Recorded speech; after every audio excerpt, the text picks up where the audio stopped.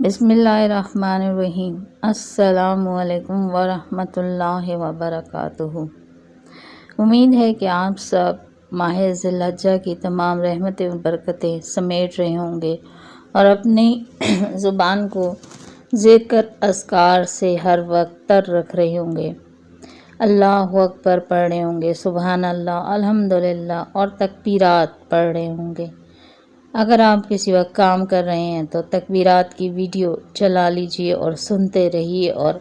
ہر لمحہ رحمتیں اور برکتیں سمیٹتے رہیں۔ ابھی آپ کے ساتھ میں ایک وظیفہ کہنا چاہیے یا قبولیت دعا کا حل کہنا چاہیے، میں آپ کے ساتھ شیئر کر رہی ہوں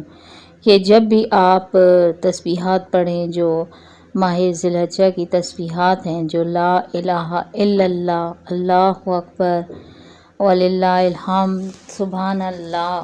یا کوئی بھی ذکر آپ کریں، جو بھی آپ بات کریں اور اللہ تعالیٰ کو یاد کریں، تو اس کے بعد آپ ایک دفعہ جو ہے ایک تسبیح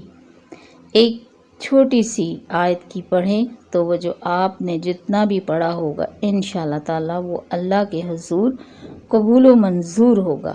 تو اس کے لیے آپ نے صرف جب بھی آپ تسبیحات ذکر اذکار کرنے کے بعد تھوڑی دیر بیٹھے اور ایک تسبیح، اس میں زیادہ سے زیادہ آپ کا 2 سے 3 منٹ یا 4 منٹ لگ جائیں گے، لیکن 3 منٹ میں یہ تسبیح مکمل ہو جائے گی۔ کیا پڑھنا ہے آپ نے؟ حسبنا اللہ و نعم الوکیل، بس اتنا سا پڑھنا ہے۔ آپ یہ پڑھ لیں تو انشاءاللہ تعالیٰ آپ نے جتنے بھی ذکر اذکار کیے وہ تو ویسے بھی انشاءاللہ تعالیٰ اللہ کے حضور پیش ہو جاتے ہیں، لیکن ان کے بعد اگر یہ تسبیح پڑھ لی جائے تو قبولیت اور منظوریت میں مہر لگ جاتی ہے۔ تو یہ چھوٹا سا آپ کے ساتھ ایک